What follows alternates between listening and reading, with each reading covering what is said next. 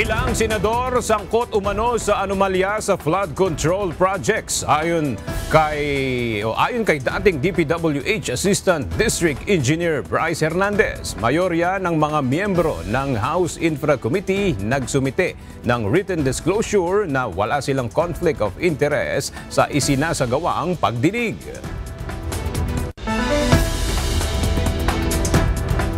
Pangulong Ferdinand Marcos Jr. tiniyak na mananagot ang big fish sa flood control projects anomaly.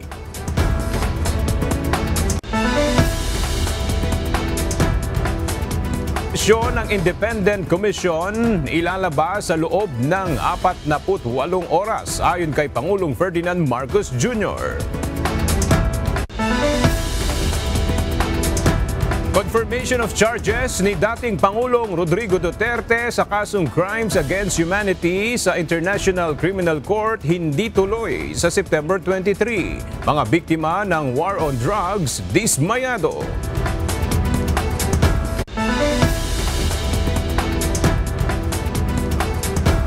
At Israel Prime Minister Benjamin Netanyahu nanawagan sa mga residente sa Gaza na lumikas na.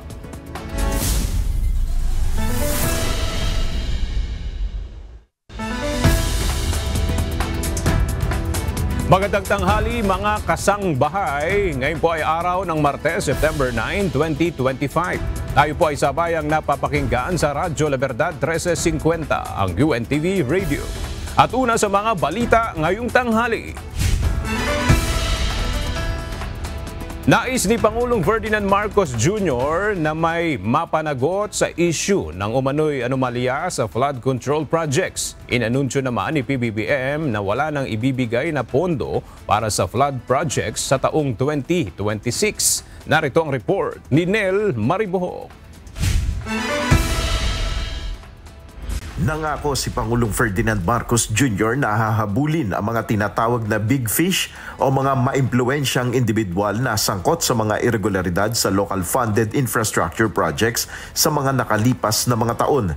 Sa kanyang podcast, sinabi ni Pangulong Marcos na dapat mabuwag na ang mga may pakana ng ganitong kalakaran. So I suppose the description that sometimes we use yung big fish talaga, yung talagang nagpapatakbo nitong sistema na ito. Yun. Kasi pag hindi mo mabubuwag yung sistema yan hanggat tinanggal mo yung mga player na yan. So tatanggalin natin yung mga player na yun at kahit sino man sila para maging maayos ang patakbo ng sistema. Ayon kay Pangulong Marcos, maaari namang mag-imbestiga ang Kamara sa isyong ito at gagawaan niya ang kanyang administrasyon ng sariling investigasyon sa umano'y anomalya sa flood control projects sa pamamagitan ng Independent Commission. But allow them. We will do we will have the Independent Commission. We'll organize it. We will support it fully. And all the other organs of government will I'm sure play their part in finding the truth to all of these anomalies. Inanunsyo naman ni Pangulong Marcos na walang ilalaang budget para sa flood control projects sa taon 2026. Pagtitiyak niya, walang maaapektuhan sa pagsasagawa ng mga proyekto dahil may natitira pa anyang pondo. Number one, we already are seeing na lahat ng flood control project na dapat nilalagay sa 2026 na budget, hindi na siguro kailangan. So there will be no budget for 2026 for flood control. Dahil meron naman 350 billion for 2025 na hindi pa nauubos talaga. So tuloy-tuloy pa yung trabaho. Dagdag ng Pangulo, interesado siya na kausapin ng mga contractor ng flood control projects at tapusin na ang proyekto na walang gastos na ang gobyerno. O di mag-usap kami after that. Pero before that, ayusin nila, buuhin nila. Up to specification. At their cost, wag naman sila don't expect the government to pay for it. Nel Maribohok, UNTV News and Rescue. Diyos ang aming sandigan, serbisyo publiko ang aming pinahalagahan.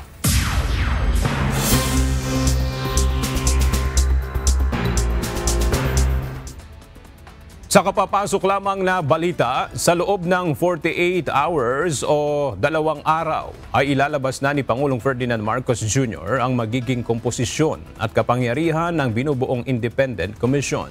Sa press briefing ng Pangulo sa Cambodia, sinabi niya na may detalye na ng magiging kapangyarihan ng independent body at kung sino-sino ang magiging miyembro nito. Tumanggi munang magdetalye ang Pangulo sa kanyang iaanunsyong detalye ng Independent Commission. Pero sa ibinigay na pahiwatig ng Pangulo, hindi ito mga politiko para matiyak ang pagiging independent. Hinamon ng isang kongresista ang mga kapwa mambabatas na isinasangkot ng mag-asawang Pacifico Curly Discaya at si Sara Discaya na isa publiko ang kanilang Statement of Assets, Liabilities and Net Worth o SALN. Balak namang magsampa ng kaso ng ilang kongresista laban sa mga Discaya dahil sa pagdawit ng mga ito sa kanila sa kontrobersya at umano'y paninira sa kanilang reputasyon. Ang detalye sa ulat ni Rosalie Coz. May hamon si House Assistant Minority Leader at Akbayan Party List Representative Shell Jokno sa mga mambabatas na idinawit ng mag-asawang Pacifico Curly Discaya at si Sara Discaya sa anomalya at irregularidad sa mga proyektong pang-infrastrukturang nakuha nila sa Department of Public Works and Highways o DPWH. Ayon kay Congressman Jokno, hinahamon nito ang lahat ng nadawit na mga tauhan at opisyal ng DPWH, pati na rin ang ilang mambabatas na isa publiko ang kanilang Statement of Assets, Liabilities and Net Worth o SALN at lumagda ng waivers sa bank secrecy para sa ganap na transparency. Hinihikayat din ito ang ibang mga kontratista at opisyales na lumantad at isiwalat ang kanilang nalalaman tungkol sa mga irregularidad. Samantala, balak namang magsampa ng kaso ng ilang kongresista laban sa mga Discaya dahil sa pagdawit ng mga ito sa kanila sa kontrobersya at umano'y paninira sa kanilang reputasyon. Pare-parehong itinanggi ng ilan sa mga idinadawit na kongresista ang paratang laban sa kanila. Balak din ng mga itong magsampa ng kaso laban sa mag-asawang Discaya gaya ni Marikina City 1st District Representative Marcy Chodoro. Gayun din si Quezon City 6th District Representative Maria Victoria Copilar. Ni Anino, ni Sara o ni Curly Discaya, di ko nakita. I have never spoken to them, nor have I ever authorized or allowed any representative to deal with them. I do not have any hand in any of the process. Ang paratang ng mga Discaya ay walang basihan. Hindi lang ito direktang pag-atake sa aking karangalan, kundi insulto sa aking mga kadistrito sa Lungsod Quezon na naghalal sa akin upang paglingkuran sila ng may buong katapatan at integridad. Ang trabaho ng mababatas ay magbasa at maging representante ng mamamayan sa pagbabalangkas ng national budget. Mukhang may political agenda ang pagdawit sa aking pangalan. May plano ring maghain ng reklamo laban sa mga Discaya sina Quezon City 1st District Representative Arjo Atayde, Quezon City 5th District Representative PM Vargas, Quezon 3rd District Representative Reynante Arrogancia at Laguna 4th District Representative Benjamin Agarao. Rosalie Coz, UNTV News and Rescue. Diyos sa aming sandigan, serbisyo publiko ang aming pinahahalagahan. Nagsumite ng written disclosure ang mayorya sa mga miyembro ng House Infra Committee na wala silang conflict of interest sa isinasagawang pagdinig ng TRICOM. Samantala, present sa ikalawang pagdinig ng Infra Committee, sina Pasig City Mayor Vico Soto at Bryce Hernandez, ang dating DPWH Bulacan 1st District Assistant Engineer na pinatawan ng contempt ng Senate Blue Ribbon Committee kahapon. Dito, isiniwalat ni Bryce Hernandez na may ilang senador umano ang sangkot sa maanomalyang flood control projects. Mula sa House of Representatives, alamin natin ang update kay Rosalie Coz live.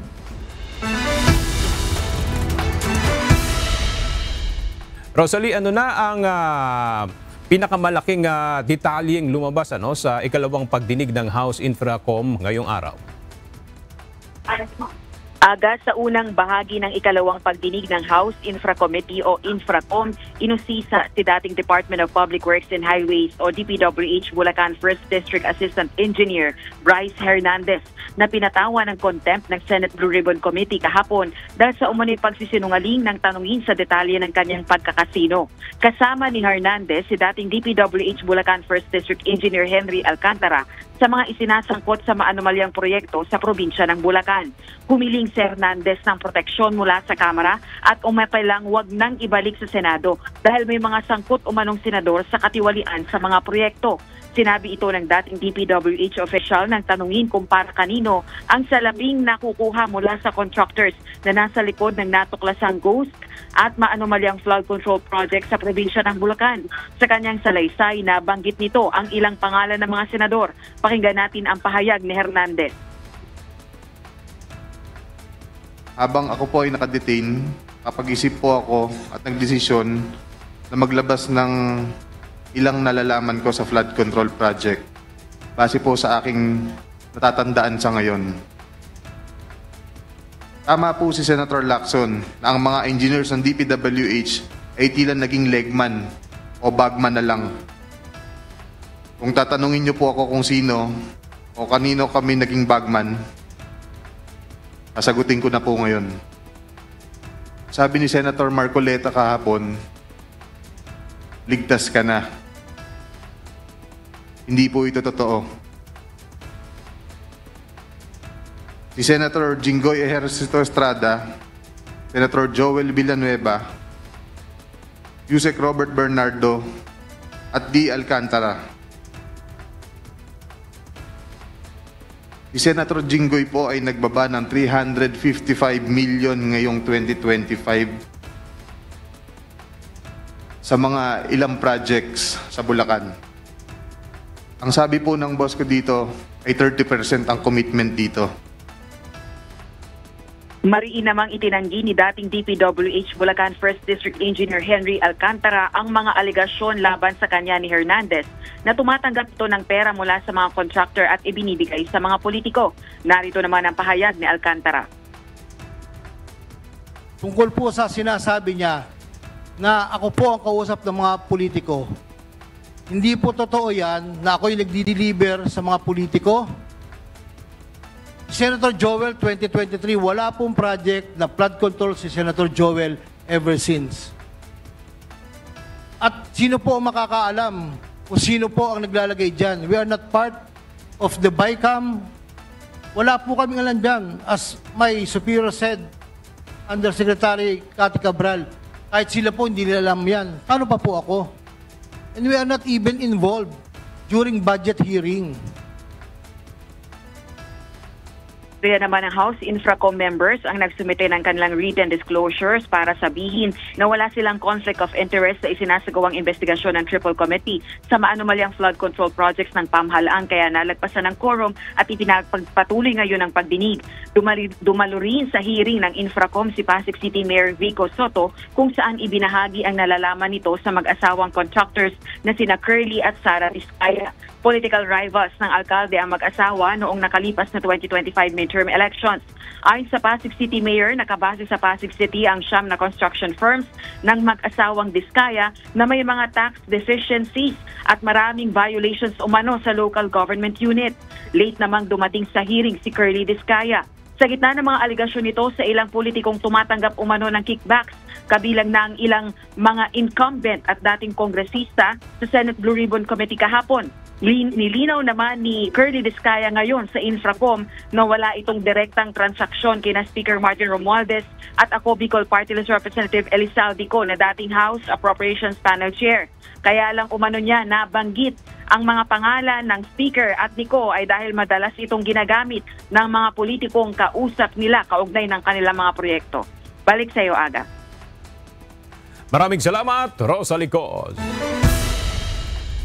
Samantala, mariing itinanggi ni Senator Jinggoy Estrada ang pahayag ni dating Assistant District Engineer ng Department of Public Works and Highways na si Bryce Hernandez sa pagdinig ng Kamara.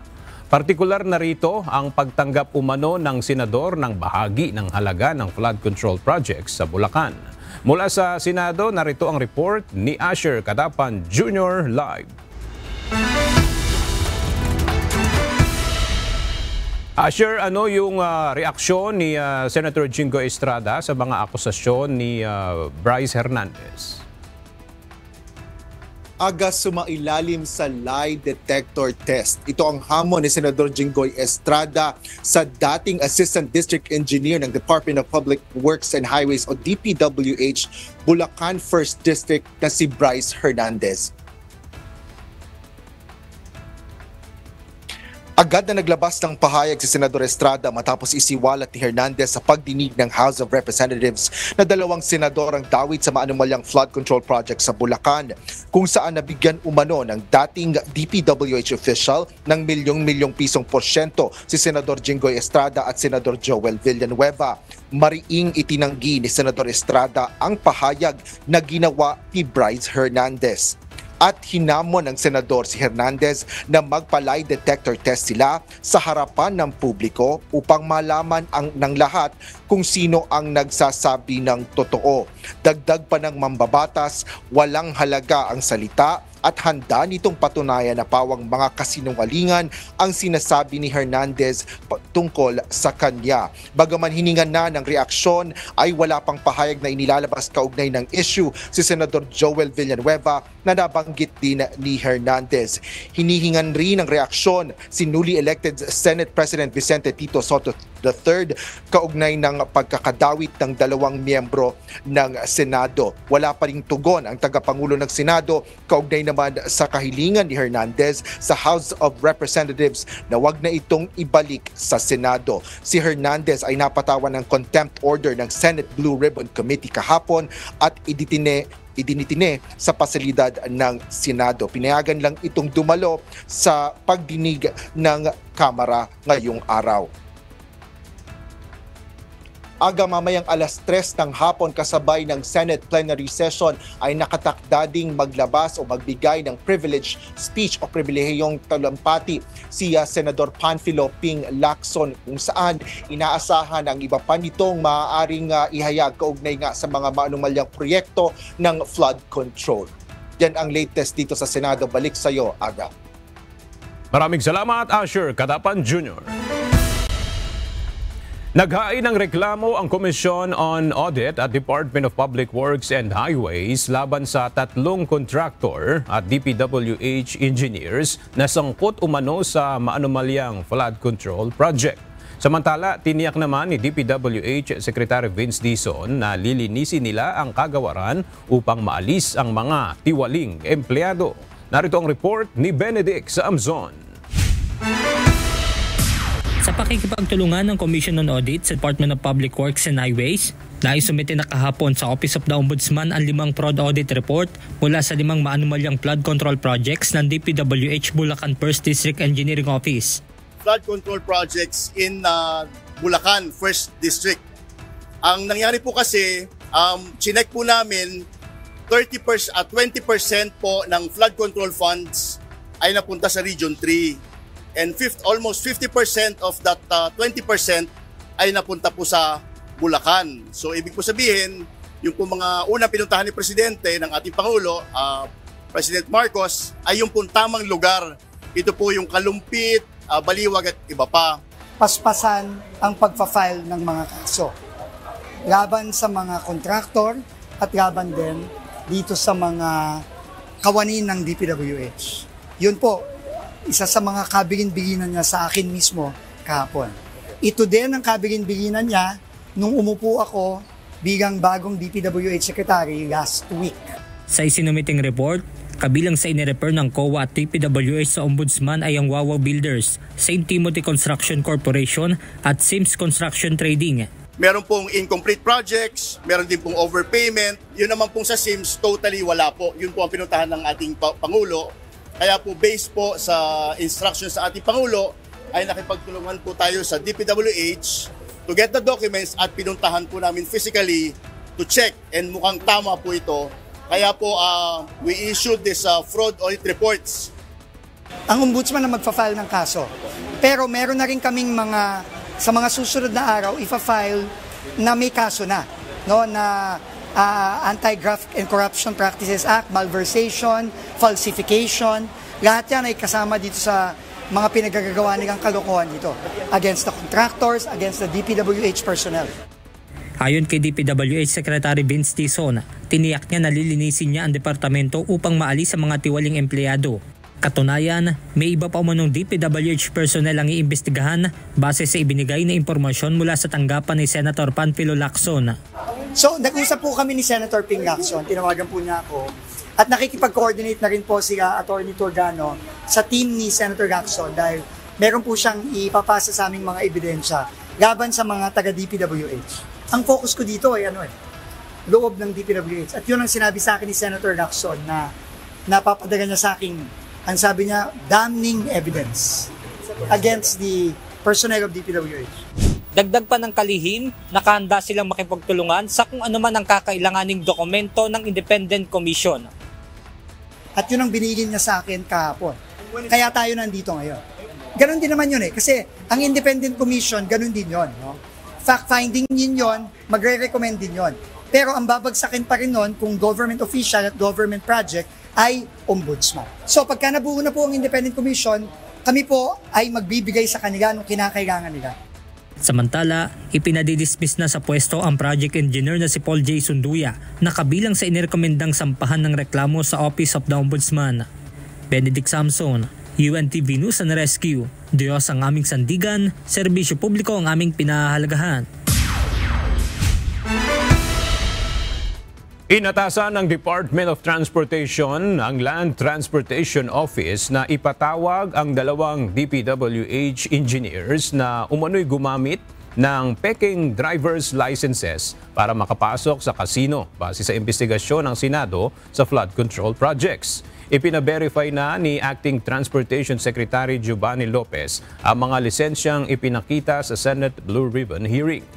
Lumabas sa investigasyon ng LTO na walang lisensyang nakarehistro sa mga pangalang Marvin Santos de Guzman at Joseph Castro Villegas na ginamit bilang alias ng dalawang opisyal. Maglalabas ng show cause order ang LTO at magsusumite ng ulat sa Senate Blue Ribbon Committee.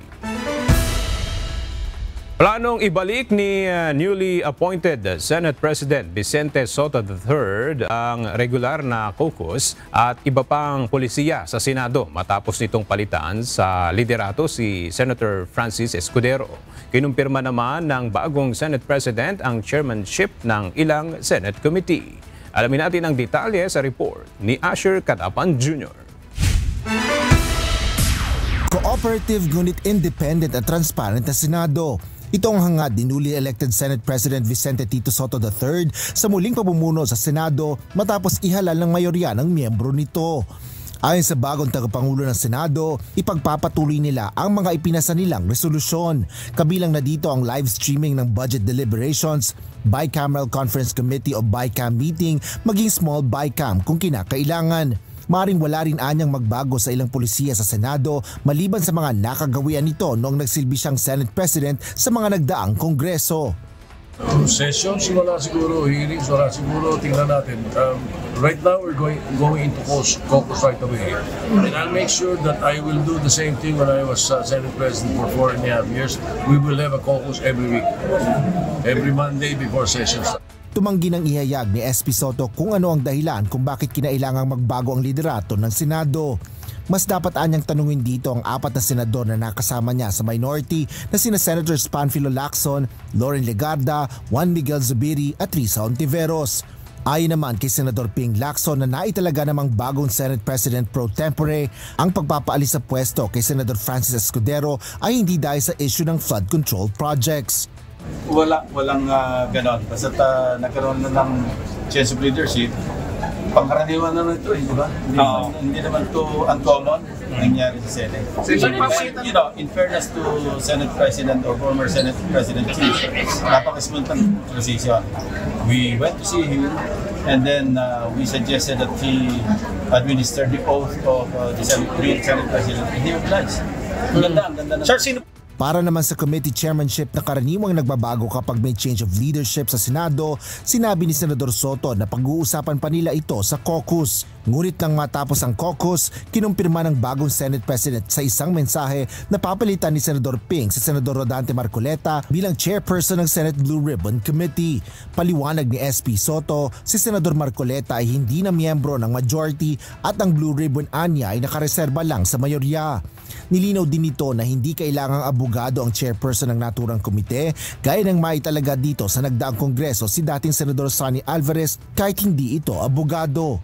Kumpiyansa rin si Soto sa kahusayan ni Lacson sa pag-iimbestiga kaya ipagpapatuloy na nito ang pagdinig ng Blue Ribbon kaugnay ng mga anomalya sa flood control projects. Habang ang Senate Committee on Finance mananatili pa rin anya kay Senador Sherwin Gatchalian. Kinumpirma rin ni Soto na isa rin si Gatchalian sa mga sumuporta sa kanya para sa pagbabago ng liderato sa Senado. Asher Cadapan Jr., UNTV News and Rescue. Diyos ang aming sandigan, serbisyo publiko ang aming pinahalagahan. Pumalag si House Speaker Martin Romualdez sa pahayag ni Senator Francis Cheese Escudero na accomplishment ng Senate Blue Ribbon Committee. Ayon sa House Leader, di makatarungang tawaging isang accomplishment ang pagdinig kung nakabatay sa walang basihang paratang. Narito ang report ni Rosa Licos. Ginamit sa paninira. Yan ang paninindigan ni House Speaker Martin Romualdez matapos tawagin ng katatanggal na Senate President na si Senator Francis Cheese Escudero na accomplishment ang isinagawang Senate Blue Ribbon Committee araw ng Lunes, September 8. Ayon kay Senator Escudero, kabilang sa mga nagawa sa ilalim ng kanyang panunungkulan ang maihayag ang mga malaking pangalan sa likod ng iniimbestigahang anomalya sa flood control projects ng pamahalaan. Maski na papano, sa ilalim po ng aking panunungkulan at sa pangunguna ni Congressman Rodante Marcoleta, may ilang bagay po tayong nakamit at nagawa. Nakapagsalita na ng bombo si Congressman Toby Shanco at nabanggit lahat ng nais niyang sabihing hindi nasabi sa kabilang kamera. Nasabi na rin po, Ginoong Pangulo, ang the name that cannot be mentioned, ang pangalan ni Speaker Martin Romualdez at Congressman Zaldico sa pamamagitan ng paghihiring kanina pong hapon. Kabilang sina Speaker Romualdez at ako Bicol Party List Representative Elizaldico sa mga kongresistang pinangalanan ng mag-asawang Diskaya sa kanilang sworn affidavit sa Senate Blue Ribbon hearing na paulit-ulit umanong binanggit ng ilang tauhan ng Department of Public Works and Highways o DPWH sa pangongolekta ng porsyento sa kanilang mga proyekto.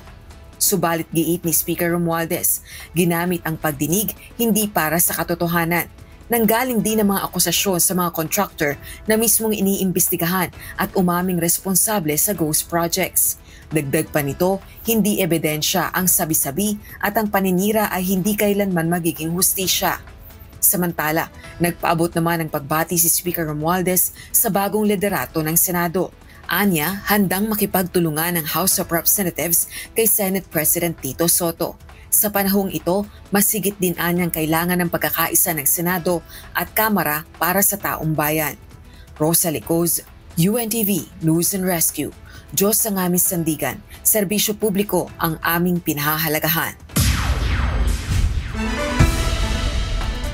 Naglabas ng direktiba ang Bureau of Customs o BOC na nag-aata sa lahat ng opisyal at kawani nito na magsumite ng disclosure forms upang maiwasan ang conflict of interest alinsunod sa Memorandum Number 39-2025. Ayon kay BOC Commissioner Ariel Nepomuceno, kailangang ideklara ng mga empleyado kung may negosyo o kamag-anak silang konektado sa customs brokerage para mapanatili ang integridad at transparency sa serbisyo publiko. Ang lahat ng BOC personnel ay dapat magsumite ng verified affidavit sa loob ng 10 araw mula sa publikasyon ng direktiba. Giit ni Nepomuceno, layo ng hakbang na mapanatili ang tiwala ng publiko at walang anumang impluwensya ng mga tauhan ng ahensya ang pagtupad ng tungkulin. Nagsimula ng talakayin ng House Appropriations Committee ang panukalang budget ng Office of the Ombudsman para sa taong 2026. Ito ay kahit wala pang naitatalaga si Pangulong Ferdinand Marcos Jr. na bagong ombudsman. Para sa detalye may report si Jed Neresina live. Jed, magkano ang budget na hinihiling ng Office of the Ombudsman para sa 2026? Aga, base sa National Expenditures Program o NEP mula sa Department of Budget and Management, ang panukalang budget ng Office of the Ombudsman para sa susunod na taon ay nasa 6.39 billion pesos. Nagsimula ng talakayin ngayong araw ng House Appropriations Committee ang panukalang budget ng Office of the Ombudsman para sa taong 2026.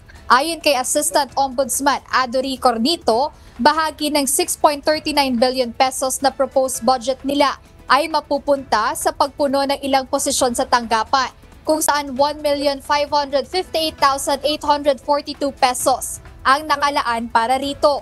96.803 million pesos naman ang alokasyon ng Ombudsman para sa pension benefits, habang 568.735 million pesos naman ang inilaan nila para sa mga pangangailangan sa ICT o modernization initiatives ng tanggapan. Ngunit bukod sa ibinigay ng DBM na pondo sa Office of the Ombudsman, humihiling sila ng karagdagang budget sa Kongreso. While we appreciate the DBM's recommendation for the proposed amount, the office respectfully requests both houses of Congress, particularly the House of Representatives, to consider an additional funding by about 36.2 million pesos for the lump sum fund dedicated to creating the casual positions. Bukod pa rito, ang karagdagang 93,600,000 pesos para sa pagpapatayo ng 6 na additional ombudsman centers para nila ma-improve ang public access sa kanilang mga serbisyo. Paliwanag ni Assistant Ombudsman Cornito, kung maaprubahan ito para sa fiscal year 2026, mag-i-increase ang kanilang budget ng 12.23% kumpara sa current level nila sa fiscal year 2025. Aga, sinuportahan naman ng ilang mga mambabatas itong kahilingang dagdag budget ng Office of the Ombudsman at pinapa-factor in din ng House Appropriations Committee sa Ombudsman yung estimated cost na ilalaan nila para doon sa karagdagang caseload once masimulan ng independent commission na binubuo ni Pangulong Ferdinand Marcos Jr. yung pag-iimbestiga dito sa mga anomalya sa likod ng mga flood control projects at para din doon sa mga karagdagang employees na hahawak doon sa mga karagdagan ng caseloads na matatanggap ng Office of the Ombudsman. Ayan mo ang update mula rito sa House of Representatives. Balik sa'yo, Aga. Maraming salamat, Jed Neresina. Postponed ang confirmation of charges ni dating Pangulong Rodrigo Duterte sa International Criminal Court o ICC. Ito ay kaugnay ng kanyang pagharap sa kasong Crimes Against Humanity. Ang detalye sa report ni Ivan Alvarez. Hindi tuloy ang confirmation of charges ni dating Pangulong Rodrigo Duterte sa International Criminal Court o ICC sa darating na September 23. Ayon sa pahayag na inilabas ng ICC kahapon, September 8, ito ay kasunod ng paghiling ng kampo ni former President Duterte na indefinite adjournment dahil hindi umano kayang humarap ni FPRRD sa paglilitis. Bunsod nito, pinagpaliban muna ang nalalapit na confirmation of charges upang magkaroon ng sapat na oras upang formal na pagdesisyonan ang naturang request ng defense team at iba pang mga kaugnay na issue. Samantala, magtatakda naman ang ICC pre-trial chamber ng susunod na petsa, oras na maresolba ang mga nakabinbing usapin. Giit naman ni ICC Judge Maria del Socorro, hindi dapat pinagbigyan ang hiling ng kampo ni FPRRD, kundi dapat ipagpatuloy ang pre-trial proceedings kasama na ang confirmation of charges. Nakatakda sanang magsimula ang naturang pagdinig sa September 23 hanggang September 26, 2025 kung saan didesisyonan ng pre-trial chamber kung may sapat na mga ebidensya upang buksan ang trial o paglilitis kay dating Pangulong Duterte para sa kasong Crimes Against Humanity. Ivan Alvarez, UNTV News and Rescue. Diyos ang aming sandigan, serbisyo publiko ang aming pinahahalagahan.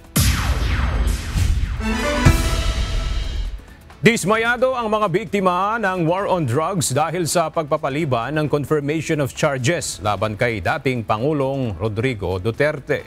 Ito'y sa kabila ng nalalapit sanang pagdinig sa darating na September 23. Para sa detalye, nagbabalik si Ivan Alvarez live.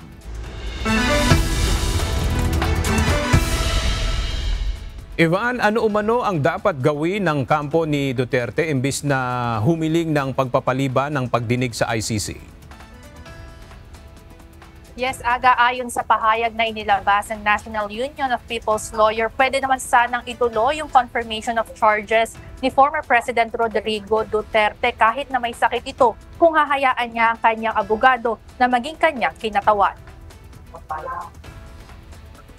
Dismayado ang mga biktima ng war on drugs maging ang mga taga-suporta ng mga ito dahil sa pagpapaliban ng confirmation of charges laban kay dating Presidenteng Rodrigo Duterte sa International Criminal Court sa The Hague, Netherlands. Ito'y kasunod ng kahilingang indefinite adjournment ng defense team dahil wala umano sa maayos na kalagayan sa FPRRD para humarap sa paglilitis. Ayon sa pahayag na inilabas ng National Union of People's Lawyers, kung may sakit man ang dating Pangulo, maaari niyang i-waive ang kanyang karapatan na humarap sa hearing alinsunod sa Rule 124 of the ICC Rules of Procedures and Evidence at hayaan ang kanyang abogado na maging kinatawan niya. Samantala, ayon naman kay Attorney Nicholas Kaufman, lead counsel ni dating Pangulong Duterte, simula nang mailipat ito sa ICC ay palala na ng palala ang medical situation nito na nakakaapekto sa kanyang kakayahang umunawa ng ebidensya at magbigay ng mga tagubilin sa kanyang mga abogado. Bagamat matatagaan niya ang kalooban ni FPRRD, ang kanyang edad at kalagayan sa loob ng detention center ay nakakaapekto sa dating Pangulo. Makikipag-ugnayan naman ang panig ng mga biktima sa Office of Public Counsel for Victims ng ICC upang isulong ang agarang pagre-reset ng naturang hearing. Aga, samantala, hinihinga naman natin ng reaksyon o komento yung ilang senador, partikular na ang Duterte Bloc, patungkol dito sa postponement ng confirmation of charges ni former President Rodrigo Duterte. Yan muna ang update mula dito. Balik sa inyo dyan, Aga. Maraming salamat, Ivan Alvarez. Inihayag ng Department of Justice o DOJ na magiging karagdagang testigo ng prosekusyon sa International Criminal Court o ICC si retired Police Colonel at dating PCSO General Manager Ruyina Garma sa kaso laban kay dating Pangulong Rodrigo Duterte. Inaasahang haharap si Garma sa ICC sa formal na paglilitis o trial. Narito ang report ni Dante Amento. Kinumpirma ng Department of Justice o DOJ na pinayagan nilang pumunta sa Malaysia si retired Police Colonel at dating PCSO General Manager Ruyina Garma.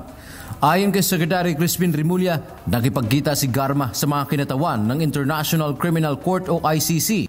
Given that and the fact that she was going to Malaysia to meet with the ICC, gave us reason to say, okay. Si Garma ay dumating ng bansa noong nakaraang Sabado, September 6 mula sa Los Angeles, California matapos i-deport ng Estados Unidos. Dagdag pa ni Rimulya, nakipagkita si Garma sa ICC sa Malaysia para sa kanyang kaligtasan.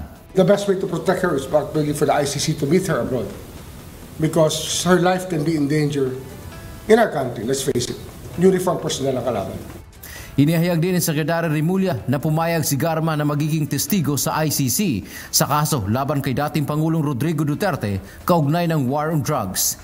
Batay na rin anya ito sa pahayag ni dating Senador Antonio Trillanes IV na kinakausap ng ICC. Nilinaw naman ni Rimulya na hindi pa kinakausap ng DOJ si Garma. I think she has agreed to be a witness according to Senator Sally Trillanes because I've been working with Senator Trillanes because we have no real official relationship with the ICC except for the fact that we protect the witnesses who are here who may be the subject of an ICC request. Kinumpirma naman ni Trillanes na kausap nga niya si Garma at pumayag itong tumistigo sa ICC. Ikinatuwa naman ang kampo ng war on drugs victims ang development na ito. Naniniwala silang malaki ang magagawa ng testimonya ni Garma. Yung sinabi niya sa Quadcom noon, kung uulitin lang niya sa ICC, ay pwedeng maging matibay na basehan para idikit or ilink si Duterte dun sa nationwide killings Dante Amento, UNTV, News and Rescue. Diyos ang aming sandigan, serbisyo publiko ang aming pinahahalagahan. Arestado ng mga tauhan ng Philippine Drug Enforcement Agency o PDEA at PNP Drug Enforcement Group ang 4 na individual sa Ninoy Aquino International Airport noong linggo. Ito'y matapos na mahulihan ng nasa 151,334 grams ng marijuana kush na nagkakahalaga ng 227 million pesos. Ayon kay PDEG Director Police Brigadier General Edwin Quilates, ang 4 na suspect ay naaresto sa pamamagitan ng controlled delivery o interdiction sa loob ng arrival area ng International Airport sa Terminal 3. Ang mga arestadong suspect ay dinala na sa PDEA headquarters, ganun din ang mga nakuhang ebidensya. Wala pang inilalabas na karagdagang detalye ang PDEA kaugnay sa naturang operasyon.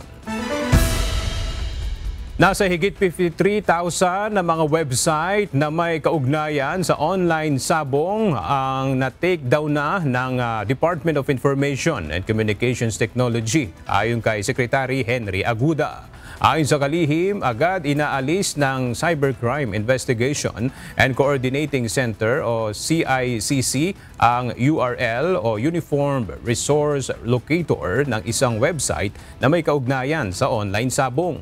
Noong 2022, naban ang online sabong dahil sa mga krimen na may kaugnayan dito at pangamba ng publiko na pagkalulong sa sugal.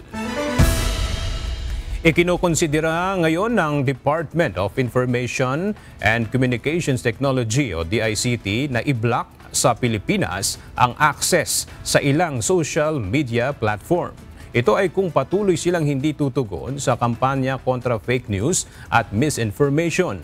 Pinaalalahanan ng DICT katuwang ang Cybercrime Investigation and Coordinating Center o CICC ang mga online platform na makipagtulungan sa kanila upang linisin ang mga social media platform na nagdudulot ng online harm. Gaya ng mga post na fake news, deepfake, pekeng produkto, serbisyo, online gambling, child pornography at iba pa. Lalo na kung ang fake news ay may kinalaman sa banta sa national security at destabilisasyon. Baka dumating yung panahon na magkaroon tayo ng holiday sa mga hindi nagko-comply na platforms, whether it's your social media platforms or your marketing platforms, hindi nyo muna makita until they comply. So, nag-aabiso na ho kami. Ang problema lang po sa social media platform, pag tinanggal natin yon, buong lahat po yon. Yung mga nagnenegosyo ng maayos, yung nakikipag-usap sa pamilya nila ng maayos, naho-hostage po sila. Ayaw naman natin ng ganon. Para bang, ano yan, ibig nyo sabihin, susunod lang kayo pag sinutdown namin kayo. Pag sinutdown namin kayo, maraming mas nagnenegosyo ng maayos sa social media platform. Idala kay kahapon ng House Appropriations Committee ang panukalang budget ng Department of the Interior and Local Government para sa susunod na taon, kung saan kasama sa napag-usapan ang partisipasyon ng sangguniang kabataan sa mga barangay. Ang detalye sa report ni Jed Neresina. Mababa ang partisipasyon sa meetings ng mga miyembro ng Sangguniang Kabataan. Ito ang inihayag ni Department of the Interior and Local Government o DILG Secretary John Vic Remulla sa pagdinig ng House Appropriations Committee. Ayon sa kalihim, mula sa unang taon ng pagkakahalal hanggang matapos ang termino, pababa ang percentage ng attendance ng mga opisyal ng SK sa mga meeting ng barangay. The SK, sir, after the first year of election, only 60% are attending the meetings. After 2 years, only 50%. And after 3 years, only 30%. Dahil dito, ang mga kapitan ng barangay na ang tumatapos ng mga gawain at responsibilidad ng SK at ang mga opisyal na lang ay tagapirma. Binigyang din ni Secretary Remulla na kaya rin nakokontrol na ng mga kapitan ang mga desisyon at proyekto ng Sangguniang Kabataan ay dahil sa pagliban ng mga opisyal ng SK. because the SK, as it is currently formed, has increased the age from 15 to 25 years old. And that age range, most of them either go to work, go to college, or get married during their incumbency. So because of the defect of that law, the barangay captains take over most of the functions of the SK and they're just made to sign. Aminado naman ang DILG na wala silang magawa sa isyong ito, maliban na lang kung may opisyal ng barangay na magsusumbong, ngunit kahit sila ay takot umanong gawin ito. Kaya personal na rekomendasyon ni Secretary Remulla na buwagin na ang organisasyon ng kabataan sa mga barangay dahil wala naman rin aniya sa kasalukuyang sistema ng SK ang mekanismo sa pagpapalit ng miyembro na hindi aktibo. If I were to make a personal, and I take this as a personal recommendation, I would rather that the SK be abolished because of the trend that it continuously goes down in participation and the barangay captains take over. Dagdag pa ng DILG na ang kawalan ng partisipasyon at madalas na pagliban ng mga opisyal ng SK ay nagdudulot ng malaking problema. At dahil sa extended ang kanilang termino, dito na aniya pumapasok ang pang-aabuso ng mga ito sa kapangyarihang mayroon sila. Jed Neresina, UNTV News and Rescue. Diyos ang aming sandigan, serbisyo publiko ang aming pinahahalagahan. Nasa Pilipinas na ang ikalawang Miguel Malvar class frigate ng Philippine Navy na tatawaging BRP Diego Silang. Ayon sa Philippine Navy, malaking tulong ang bagong warship sa pagtatanggol at pagbibigay proteksyon sa soberanya ng bansa. Una itong nakipagtagpo sa BRP Jose Rizal sa karagatan ng Zambales at kalaunan ay sa BRP Gabriela Silang ng Coast Guard. Makatutulong ito sa pagtatanggol sa soberanya ng bansa. Mula sa Port Bonifacio sa Taguig, makibalita tayo kay Ryan Lacanlale live.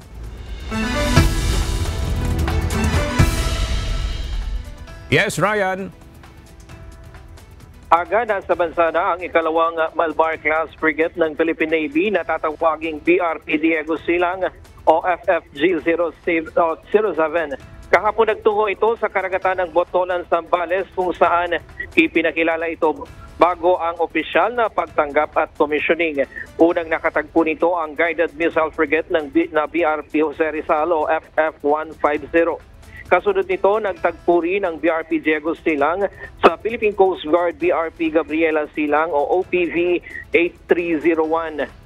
Ang engkwentrong ito ay may simbolikong kahulugan bilang pagpupugay sa mag-asawang bayani na sina Diego at Gabriela Silang na nagiging inspirasyon ng pagkakaisa at pagkasakripisyo para sa bayan. Higit sa simbolismo na ay ipinakikita ng tagpong ito ng mga barkong ito ang mas pinalakas na kooperasyon ng Navy at Coast Guard na pundasyon ng pagpapatibay sa modernisasyon, interoperability at pagprotekta sa soberenya ng Pilipinas. Kapag tuluyang naisama sa active fleet, ang BRP Diego Silang ay magdadaglakas ito sa kakayahan ng bansa upang ipagtanggol ang kalayaan at kaayusan sa karagatan. At yan muna ang latest mula dito sa Fort Bonifacio sa Taguig. Balik sa iyo, Aga. Maraming salamat, Ryan Lacanlale.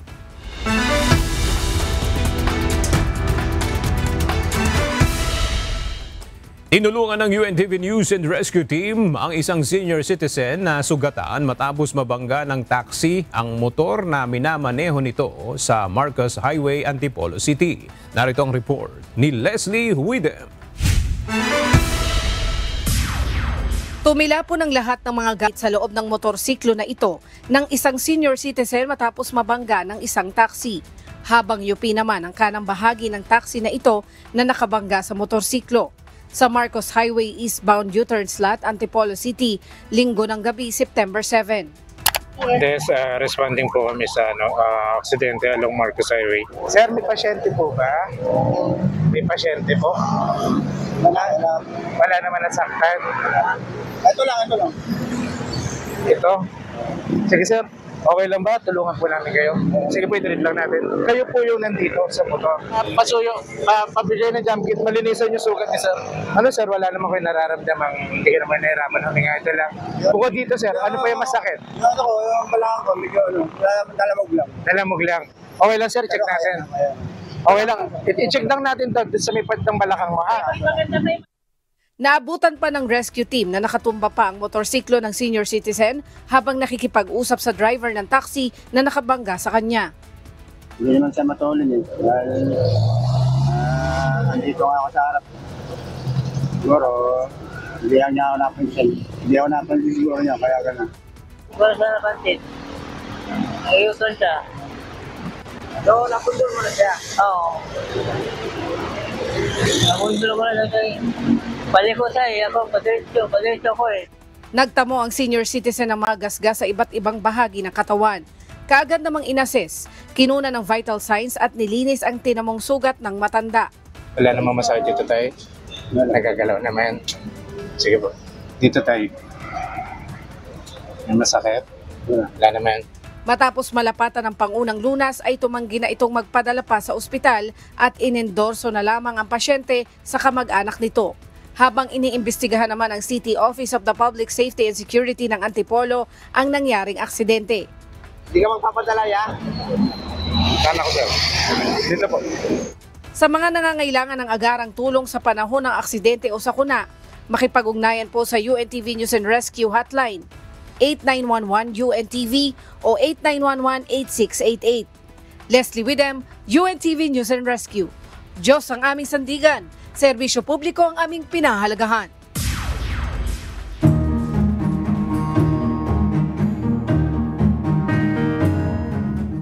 Nasabat ng 2nd Special Operation Unit ng PNP Maritime Group ang nasa 6 na milyong pisong halaga ng smuggled cigarettes sa Batarasa, Palawan. Nakumpiska rin sa 2 individual ang 200 gallons ng krudo na planong ipuslit sa lugar. Mula sa Puerto Princesa City, Palawan, makibalita tayo kay Andy Pagayona live. Andy, saan dinala ang mga nakumpiskang kontrabando at ang mga suspect? Yes, Aga, magandang tanghali. Agad niyang dinala sa himpilan ng pulisya ang mga suspect para ihanda ang mga kasong isasampa rito. Bagaman wala pang nasasabi kung saan naman dadalhin ang mga kontrabando na nakumpiska ng mga otoridad. Kahapon nga ng umaga ay nagsagawa ang PNP Maritime Special Operation Unit ng anti-smuggling operation sa karagatan ng Barangay Malihud sa bayan ng Batarasa, Palawan na nagresulta ng paghuli sa 8 suspect. Nakuha sa mga ito ang 380 na kahon ng New Berlin na cigarette na nagkakahalaga ng 6,080,000. Kasama rin sa nakumpiska sa mga ito ang 10 kahon ng port cigarettes na may halagang 315,000. Sa kabuuan, umabot ng 6,395,000 ang mga nakumpiskang kontrabando. Samantala, sa isa pang operasyon, nasabat din ang tinatayang 200 galon ng smuggled diesel o krudo sa may karagatang sakop ng Barangay Bono Bono, Batarasa, Palawan kahapon. Nakumpiska mga ito sa 2 individual na pawang mga residente sa lugar. Aga hawak na ng mga otoridad ang mga suspect at inihahanda na ang mga kasong isasampa rito. Yan muna ang ating update. Balik sa iyo, Aga. Maraming salamat, Andy Pagayona. Mahigit 1,000 trabaho ang iniaalok sa job fair ng Civil Service Commission Cordillera na kasalukuyang isinasagawa sa SM City, Baguio Atrium. Mula sa Baguio City, humingi tayo ng update kay Grace Doctolero live. Grace, marami ba ang mga aplikante dyan at ano-anong mga trabaho ba yung pwedeng applyan dyan sa job fair ng CSC? Yes, Aga, ngayong mga oras na ito ay pinipilahan na ng mga job seekers ang iba't ibang booth dito sa atrium ng SM City Baguio. Makikita ang mahabang pila ng mga nagnanais maka-apply at makapasok sa higit 1,000 trabahong iniaalok ng iba't ibang ahensya ng gobyerno. Bukas ang job fair mula alas 9:30 ng umaga hanggang alas 5 ng hapon ngayong araw. Layo nito na bigyan ng malawak na pagkakataon ang mga job seekers mula sa bagong graduates, mga career shifters hanggang sa mga naghahanap ng bagong oportunidad sa serbisyo publiko. Kabilang sa mga ahensyang kasali ang AFP, BFP CAR, Baguio General and Medical Center, BIR CAR, City Government of Baguio, DNR, DOLE, DPWH, DSWD, TESDA, DOH at PNP Procor. Ngayon po ay sasagawa kami ng job fair. Ito po ay dinadaluhan at nilalahukan ng 14 na ahensya ng gobyerno. At sila po ay may mga bakanteng posisyon, may plantilla po, mayroong job order, mayroong contract of services, at meron po tayong 6 na agencies naman na magbibigay ng serbisyo sa ating mga kliyente. Narito din ang Social Security System at Metropolitan Police Development Authority na nagbubukas ng mga posisyon. Sa labas ng mga bus, mapapansin ang buhos ng mga dumadalo na hawak ang kanilang resume at mga dokumento. Ang iba ay maagang nagtungo dito upang makapila, habang ang mga naunang nag-register ay nakapagsumiti na ng aplikasyon sa mga napili nilang ahensya. Actually, hindi po ito yung first time na nag-apply ako sa government, but unfortunately hindi ako natanggap before. So I'm actually looking for any opportunity here now. So it is actually important for me personally to apply sa government para din magamit ko yung license ko and also to serve people as well. May mga service desk din na handang tumugon sa mga kailangan ng publiko. Narito ang CSC CAR para sa certification at eligibility, GSIS Baguio para sa pension validation at application installation, at Pag-ibig Fund para sa membership at loan applications. Pinapayuhan ang mga job seekers na magdala ng kopya ng kanilang resume at mga relevant documents para hindi matagalan ang proseso. Aga, patuloy ang pagdating ng mga naghahanap ng trabaho dito sa atrium ng SM City Baguio. Inaasahan na dadalo sa maghapon ang daan-daang job seekers na umaasang makukuha ang kanilang dream job sa higit 1,000 posisyong iniaalok ng job fair. Mula dito sa Baguio City, balik sa'yo, Aga. Maraming salamat, Grace Doctolero. At sa ating pong iiwang mga salita ng Diyos na ating sandigan mula sa Aklat ng Awit, Kapitulo 146, versikulo 8 na nagsasabi, idinidilat ng Panginoon ang mga mata ng bulag. Ibinabangon ng Panginoon ang mga nasusubasob. Iniibig ng Panginoon ang matuwid.